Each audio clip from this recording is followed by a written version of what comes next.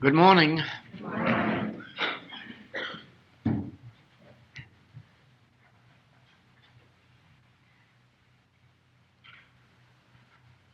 If you will notice, in what we call the atheist countries today, that the atheists are actually those who are in some way in government,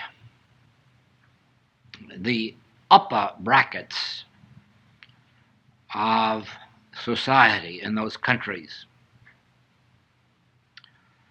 and that the masses are still religionists. The masses are still crying for churches and for their old religions. And as always, the masses are stupid.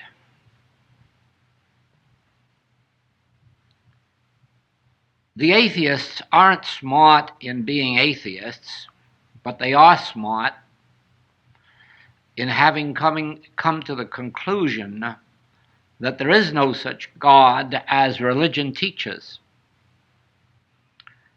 They have awakened to the fact that there is no such God as is taught in the religions of the world, and they have the courage to throw it out. If they actually believe there is no God, of course,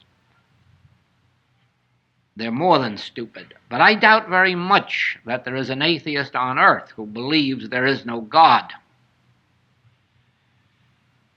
I'm convinced that they have only awakened to the fact that there is no such God as has been preached to them. And indeed there isn't.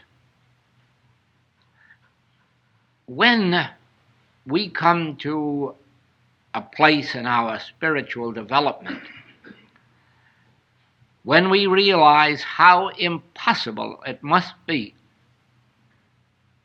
for there to be such a God, or when we acknowledge that the God of the last 4,000 years, or the gods that have been worshipped in the last 4,000 years, Hebrew gods, Christian gods, Buddhist gods, just are not answering the prayers of people, are not wiping out wars on earth or bringing peace on earth. Whatever of longevity is being demonstrated today, and in this last half century, human life expectancy has gone from 40-some years of age to beyond 70. But by increased knowledge in materia medica in different forms, a better understanding of foods, cleanliness, sanitation,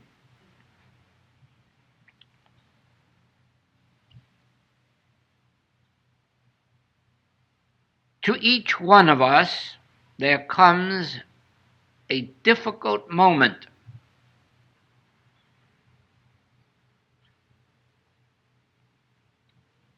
Unfortunately, that moment lasts longer than a moment.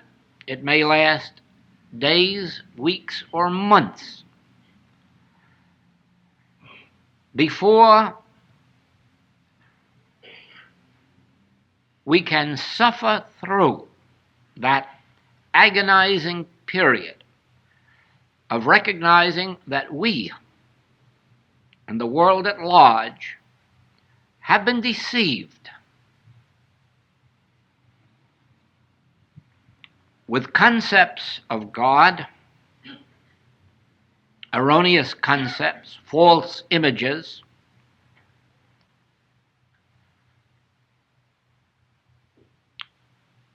to the extent that at least one half of the ministers of a large denomination are willing to admit that a new image of God must be presented to the people. Why?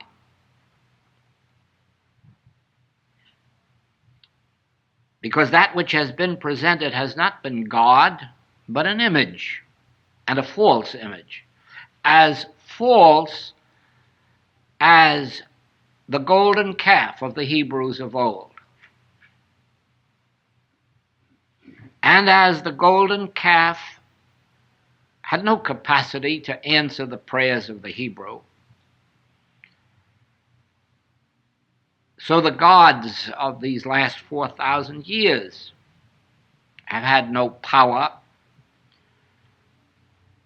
because they were as false as the golden calf. It isn't easy, after you have been steeped in centuries of worship and adoration of a false image, to come to a place in consciousness when you can acknowledge it and ask yourself, what is God? What is God? Not who. That would be bringing up another false image, substituting one false image for another. But what is God? What is omniscience? What is omnipotence? What is omnipresence? Think for a moment of the word omnipresence. All presence, presence filling all space, presence where I am, whether I make my bed in heaven or whether I make my bed in hell, or whether I walk through the valley of the shadow of death, I am in the presence of God. What is that presence of God that is with me in heaven or hell or death? It is even said,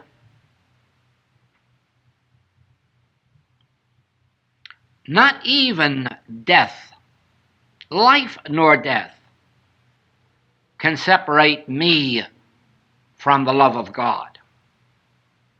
What is this omnipresence, which is at the same time all power and all wisdom? What is it?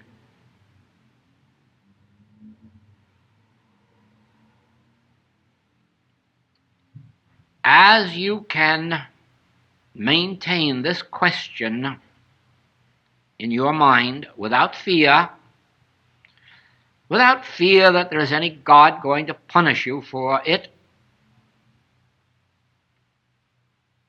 as you can divest yourself of faith in that which has never warranted your faith, and seek an answer to the question, what is this presence that is always with me,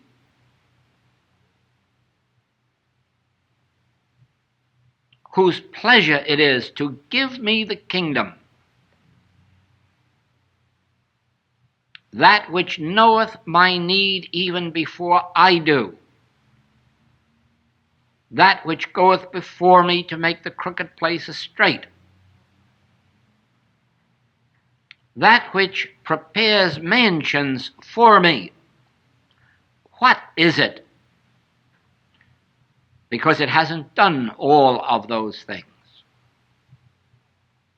What is it?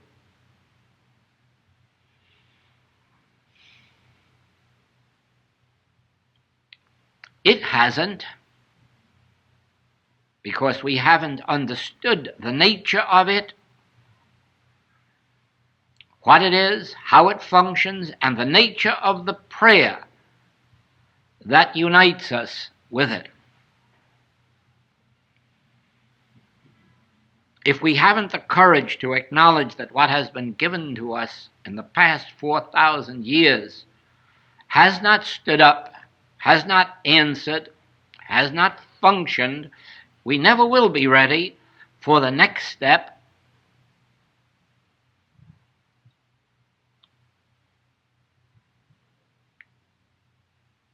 We must empty out the vessel of our false beliefs and faiths and images in order that we may be refilled with truth.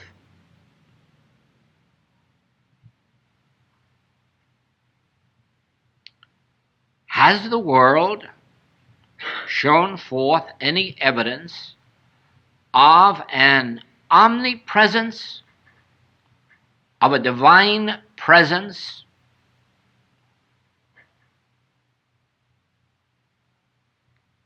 an infinite power of good, an infinite power of eternal life, health, wholeness, harmony, peace, abundance? No, not individually and not collectively. Individually, in all ages, there have been some few, and some few followers of some few, who have attained the wisdom, the understanding, and the actual demonstration of omnipresence. Just because the gods of this world have failed the world, or just because the people of the world have failed the one God, let us not make the mistake of atheists and believe that there is no God.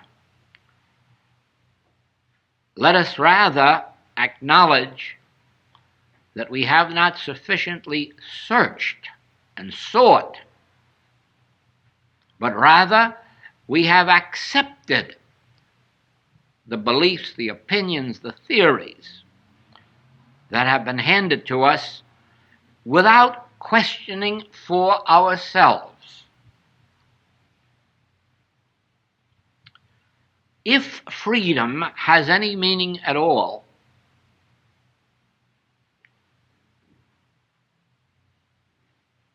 the most vital meaning must be the freedom to think, the freedom to seek, to search, the freedom to question,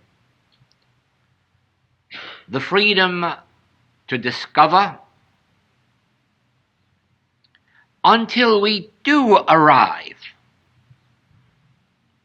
at the goal we are seeking. And that goal is life harmonious. Why should we for a moment deny that that is our goal individually, even in being here in this room?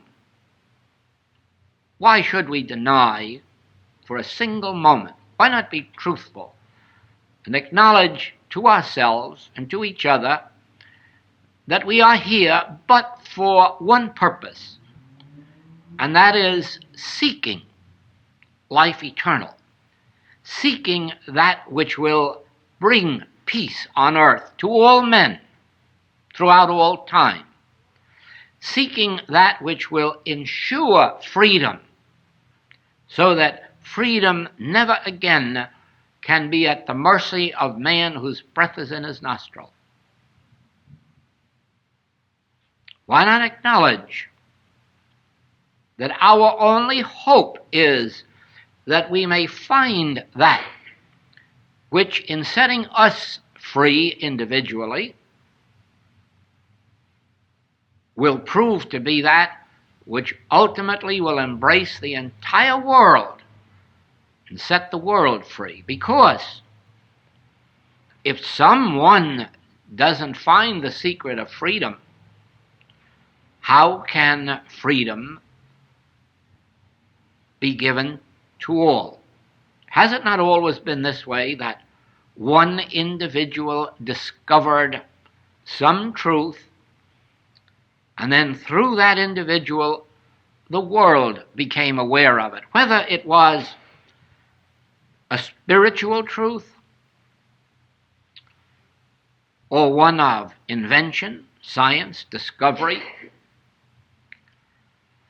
Always it has been one individual to make the discovery, and then rapidly for that discovery to benefit all mankind. So it is that it should be the function of every individual who has been turned by the grace of God to the spiritual path to seek and to search until he arrives. Because if only one of us accomplishes this, it will set the entire world free. Just as the Wright brothers freed us from the limitations of the earth, Edison freed us from the limitations of darkness, DeForest freed us from the limitations of space and hearing,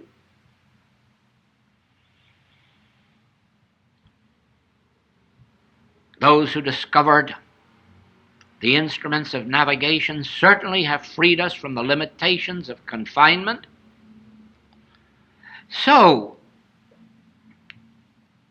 one individual discovering the secret of omnipresence, for this is the word, omnipresence.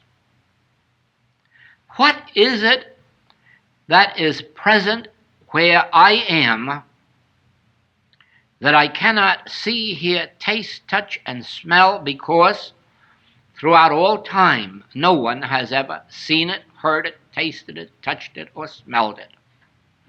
Otherwise it would have been discovered before now. Otherwise it would have been discovered by others than the mystics who attained it. What is it then that is present where I am? Whether I am comfortably situated here, or whether I may at the moment be in some hell of sin, false appetite, disease, age, or even death. What is it that can set me free? And in setting me free, release all mankind from slavery, from bondage to the five physical senses, from bondage to the limitations of the human mind.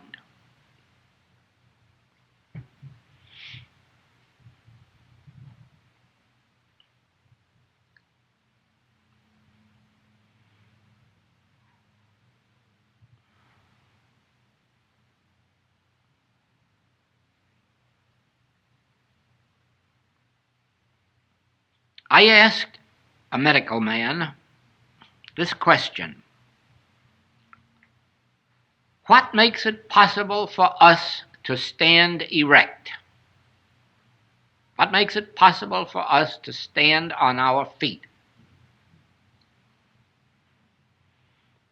And his answer was, our muscles.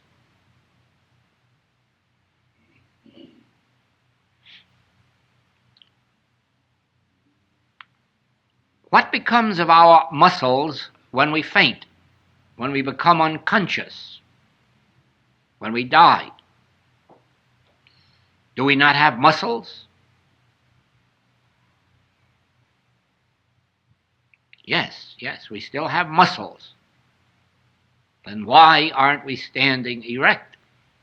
Or why can we not stand erect? We have the same muscles when we're fall asleep. Same muscles when we fall unconscious. Now this answer, muscles, represents material sense, because to material sense this is true. We stand because of our muscles. The firmer our muscles, the harder, the longer we can stand. But once you have touched this other realm of consciousness, spiritual consciousness, you will discover that the muscles cannot keep you erect.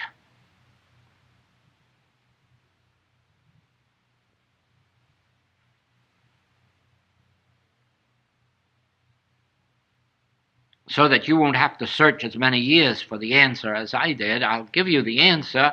The answer is the word consciousness. Consciousness enables you to stand erect using the muscles as instruments. There is nothing in the throat or mouth that can speak. You may have all that is therein and not have speech, because the muscles of the mouth and throat and lips cannot speak. Consciousness, using these instruments,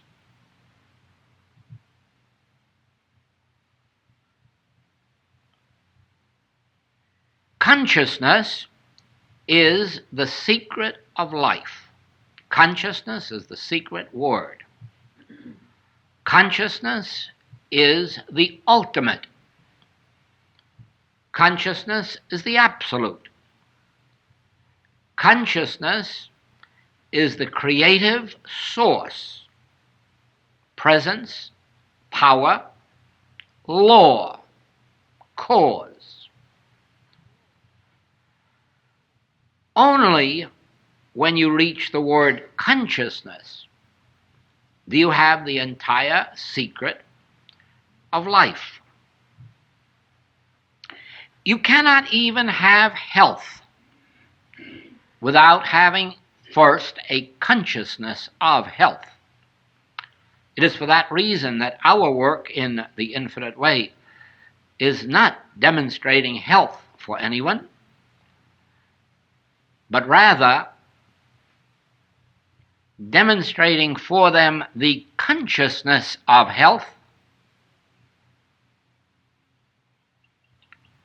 There is no way spiritually to demonstrate supply for anyone, regardless of how much money you may bring to them.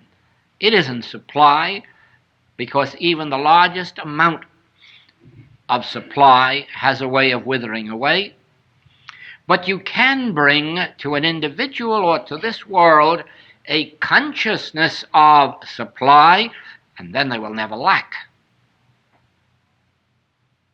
Those who attain the consciousness of health have health.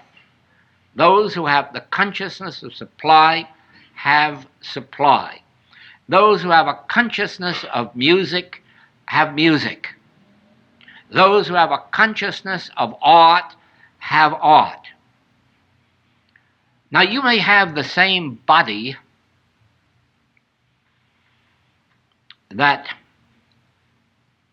a concert pianist has, or a violinist, or musician of any instrument. You have the same body, the same brains, the same arms, hands, and feet. You have it all. But you probably will never be a concert musician. Certainly not unless and until you attain the consciousness of the mastery of music.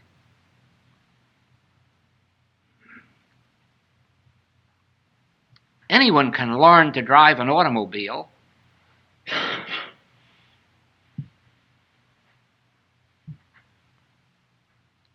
as you can prove by the fact that more people have been killed by automobiles than by wars.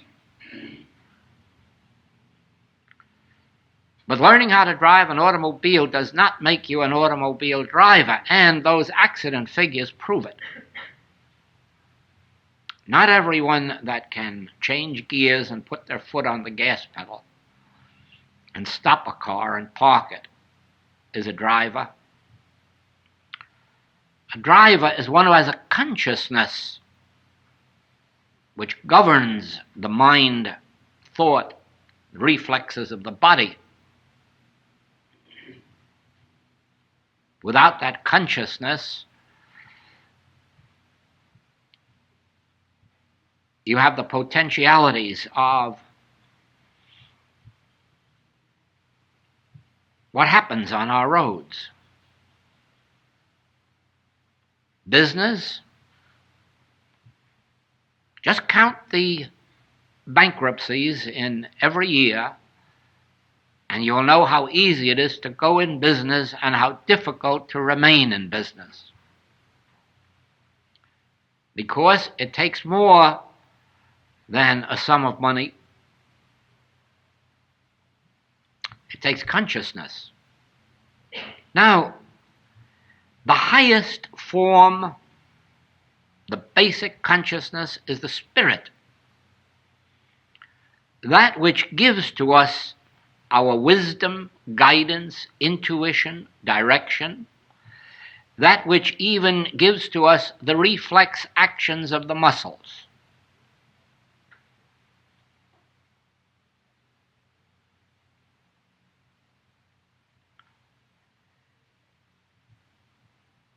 To understand consciousness will eventually enable you to understand the nature of omnipresence, because it is consciousness that is omnipresence. Without consciousness, you merely have the 5 physical senses and a human reasoning power based on experience. But with consciousness, you have access to the infinite wisdom, strength, power, government of God. The infinite, the eternal, the immortal.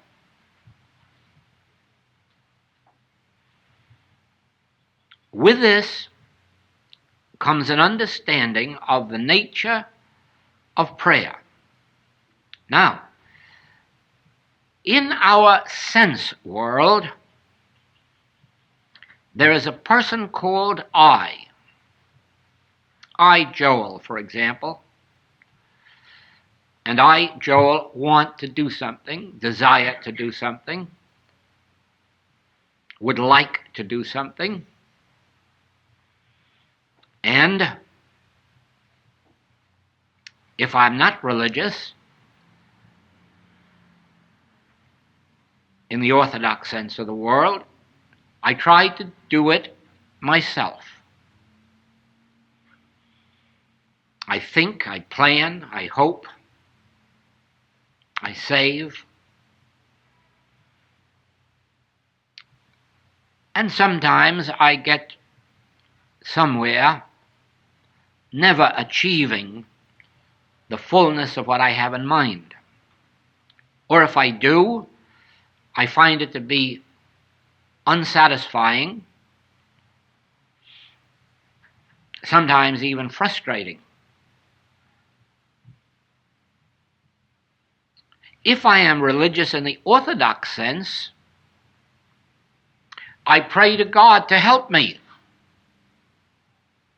And I actually expect that there is a God that is going to help me do my will,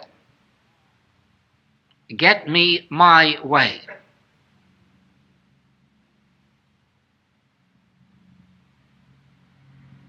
Of course, I am not considering, up to this moment, whether what I'm desiring or wanting is for my ultimate good or will enhance the happiness of my family or will improve the world, or even if it will not in some way harm some who are in the world. Many times a success in business means the failure of someone else.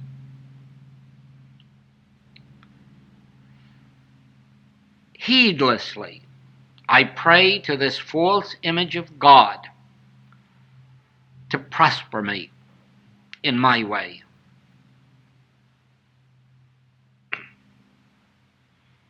Or my nation when it is at war. Or my nation when it is embarked on an erroneous economic program.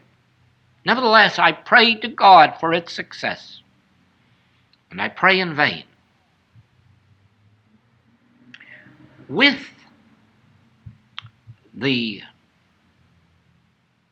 first glimpse of the word omnipresence, there dawns in thought this: whatever this omnipresence is, it formed this universe. We have approximately 7/8 water and 1/8 land, and undoubtedly there is some reason for this. The stars, the planets move in certain orbits, and since this has been true for as many years as has been known, must be a reason for this. In other words, this omnipresence that formed this universe must at the same time be a divine intelligence, an infinite intelligence. Even if we look at the human body, no individual planned this system of heart, liver, lungs, and blood system, brain and nerve system. No human thought that up. No human laid that out on a planning board. There must be an intelligence that formed this human body.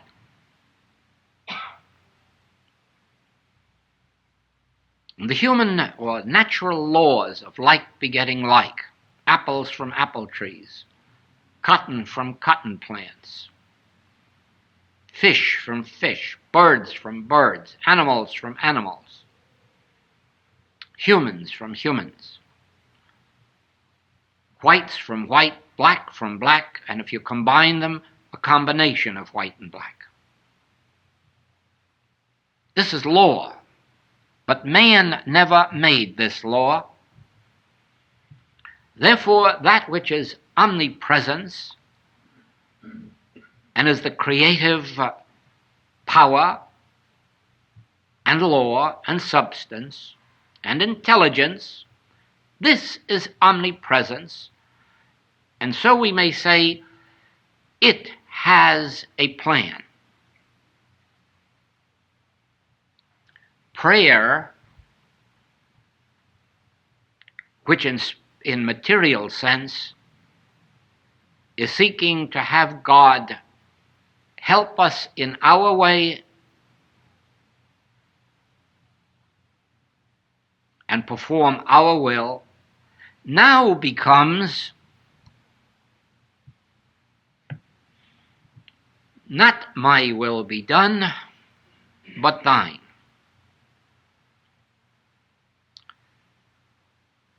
Thou performest that which thou hast appointed for me to do. Therefore, I cannot seek thy help for my way, but I can seek thy help to establish thy way in me, through me. This is the prayer of attunement, the prayer of at-one-ment, the prayer of union with God. You see, you cannot pray to become at one with God, because I and my Father are one. This was the divine plan in the beginning, and that oneness is already established. But, again, the word consciousness. Until you are consciously one, the relationship of oneness is not functioning for you. And to become consciously one means only to surrender my will. Let me be the instrument for thy will, for thy purpose.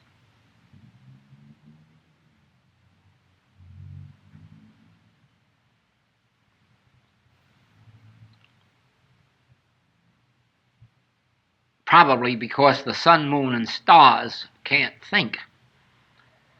They are always under the government of God. But we think our way into a sense of separation. Get the word sense. We never become separated from God in life or in death. We never become separated from God in purity or in sin. We never become separated from God in wisdom or in ignorance. But through taking thought, we have built a sense of separation from God, which acts the same as if it were an actual separation.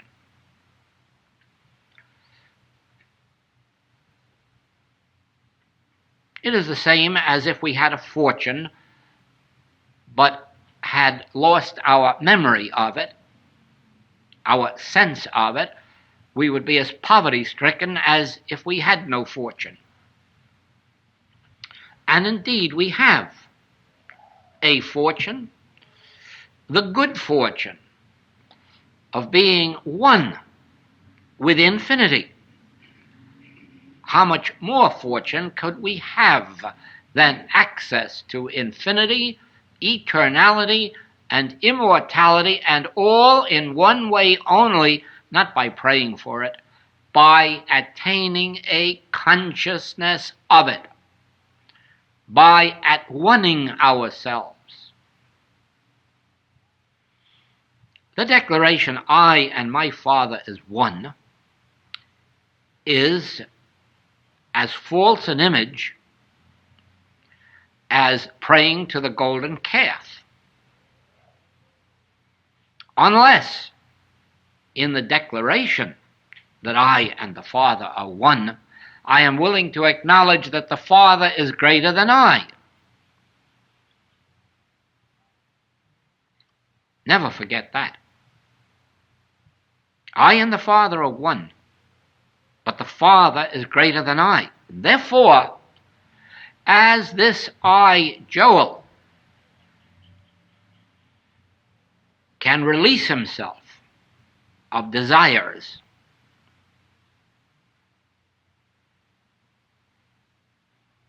I and my Father are one, and thou, the Father within me, performeth that which thou givest me to do.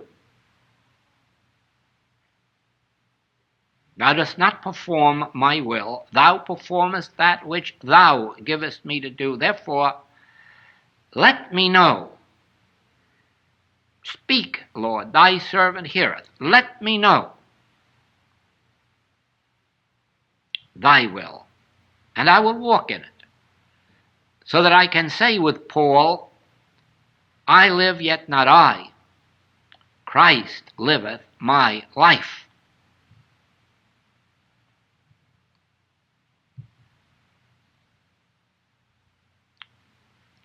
Omnipresence is as available on the highways, on the battlefields, on the seas, in the air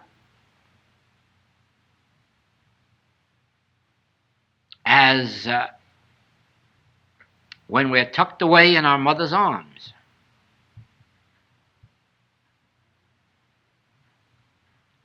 But you see the word consciousness? Here it is again.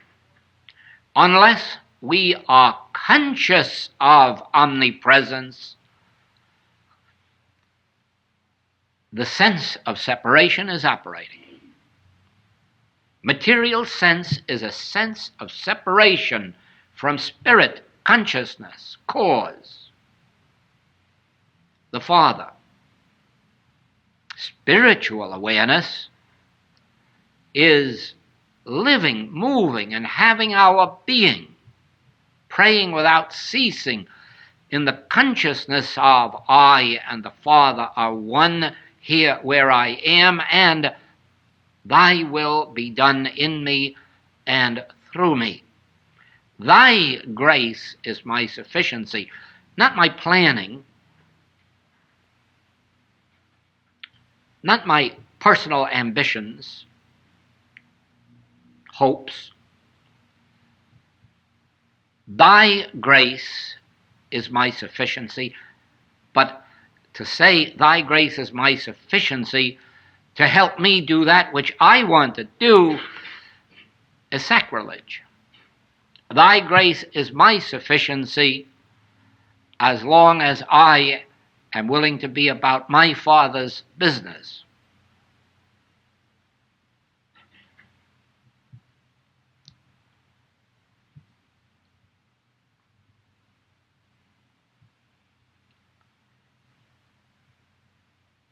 Freedom really has its origin then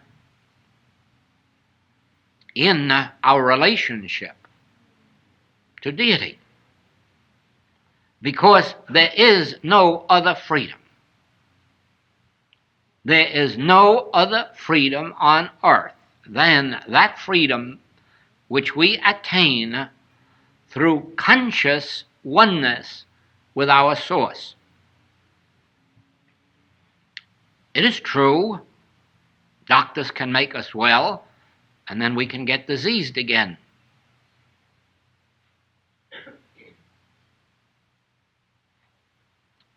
A truce can be signed, and there'll be a temporary peace on earth, and then there'll be war again.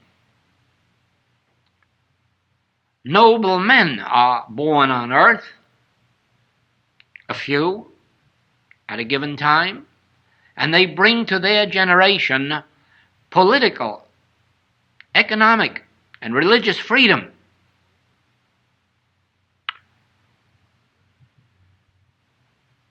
May I tell you that 23 civilizations have come and gone, some of them far more advanced than this present one.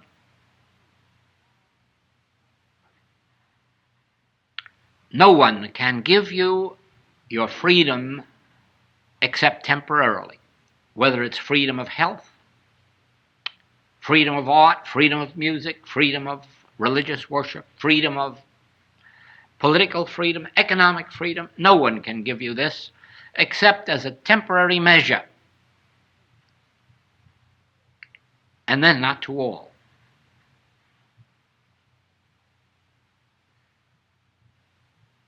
Remember how many centuries it's been since the Chinese have known freedom, since the Russians have known freedom, since the Poles have known freedom. Think. And then you will know that it hasn't been given to all men to know the freedom that we have had in the United States, or the freedom that has been known in Canada or England. Not all nations have known these freedoms. Not all of these nations have known noble men who at the same time became powerful men. But you have witnessed, and you are witnessing today, that man cannot give you these freedoms. Not even when they bring into being such noble enterprises as the United Nations. these two must fail, have failed. Freedom comes through consciously establishing our oneness with our source and giving over our lives to this infinite source. In, for instance, that very passage, he performeth that which is appointed me to do. In other words, he performeth that, the Spirit within me, the omnipresent consciousness, performeth that which it has planned for me, has decreed for me. For there is a spiritual plan behind this universe, and that spiritual plan embraces our freedom. Just remember that if one of us attains it, we have attained it for the entire world.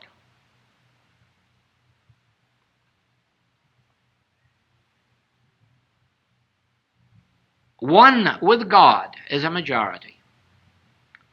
One attaining the realization and demonstration of omnipresence at the same time demonstrates omnipotence and omniscience, and just as the very moment that the Wright brothers flew 12 minutes, they set the world free from the limitations of the earth, even though it has taken a span of a half century to bring us to our present development of air flight. When one attains spiritual freedom, he attains it for the entire world, even though it may take a century for the demonstration on earth of the fullness and fulfillment of this freedom. This freedom will come with the understanding of God as consciousness, consciousness as omnipresence, and that this consciousness is the consciousness of individual man. Never believe that the freedom will come while you believe that God is in heaven, or in a holy mountain, or in a holy temple, or in a holy man. Never believe that freedom will come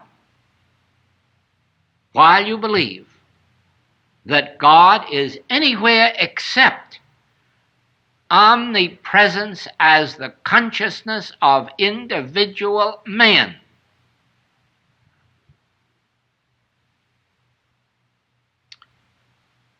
When you are bound by some sense of limitation and turn to a spiritual practitioner for help, the help you get is the realization on the part of that practitioner that God constitutes your individual consciousness.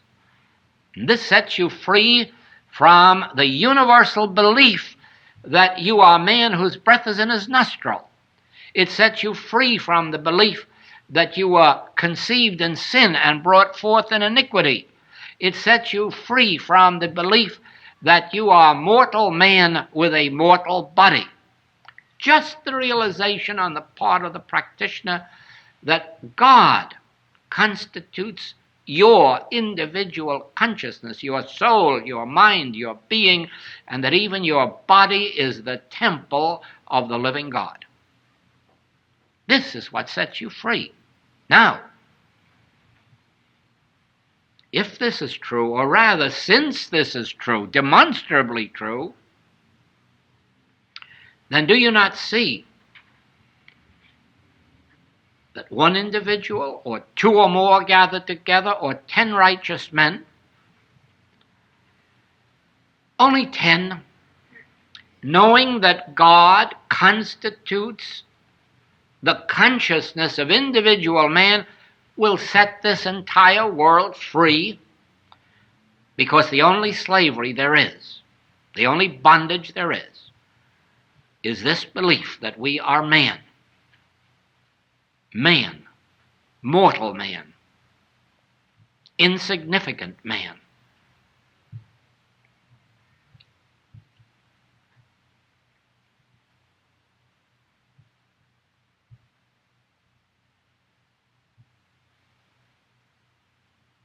One of the nation's great anthropologists and scientists has written in an article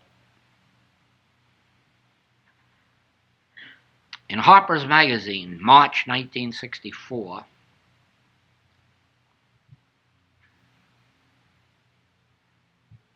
that the limitation is in believing that we are man.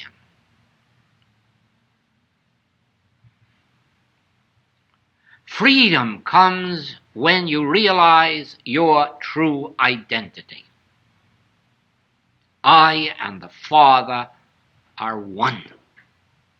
And in my conscious understanding of that oneness, I am free. Free from the dominion of man, free from the dominion of sin, sinful appetites, free from the sin of limitation, because in my conscious oneness with God, I hear, Son, thou art ever with me, and all that I have is mine. All that I have. I with which I am one, is infinity.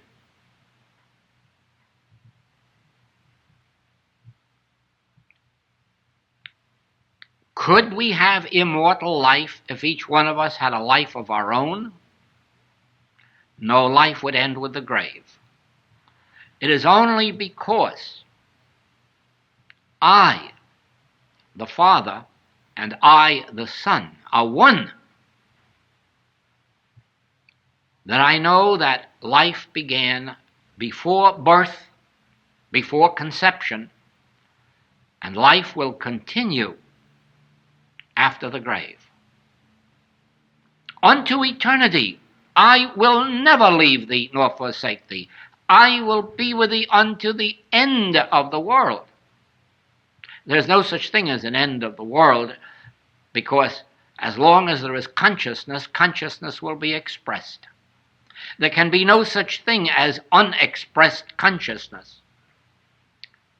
That itself means unconsciousness. There can be no such thing as unexpressed consciousness. Therefore, as long as there is consciousness, consciousness will be expressing itself as a world, and as men and as women. But it will always be that infinite divine consciousness expressing itself individually.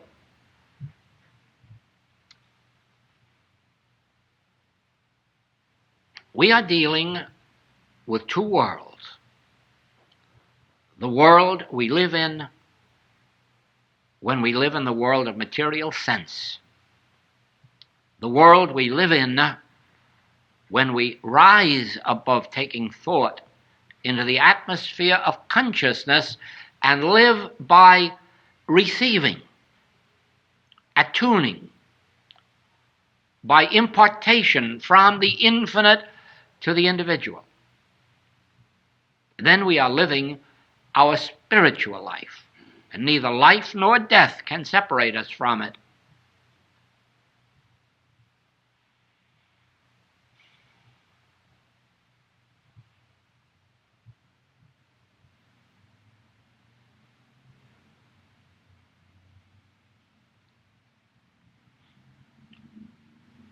All of this brings to the surface the word fear.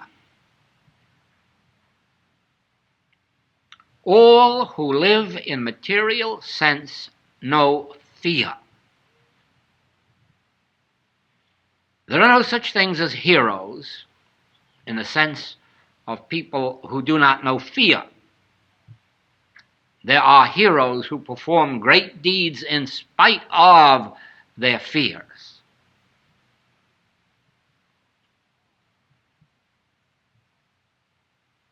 Fear is the most natural. Well, after the thought of self-preservation, I suppose that fear really is the foundation of that law of self-preservation. Fear is undoubtedly the major factor in the life that is lived in the five senses. We fear death. We fear accident. We fear war. We fear poverty. We fear sickness. We fear the results of sin. We certainly fear that calendar that's marking off the years. Fear. And freedom from fear can only come through the prayer of recognition, of oneness. As long as I and my Father are one, and as long as I am living in a receptivity, I have nothing to fear. Regardless of what human situation or condition may arise as a temporary experience, I still have no fear because I am living in this omnipresence, knowing that since I have no will of my own, I have no doubt that infinity can perform its will.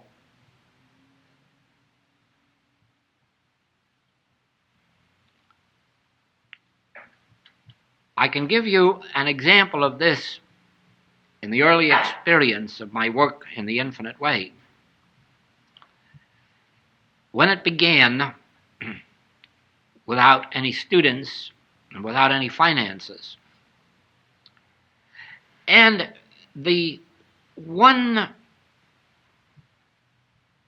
truth that I had to cling to was that I didn't make up this message. I didn't invent it.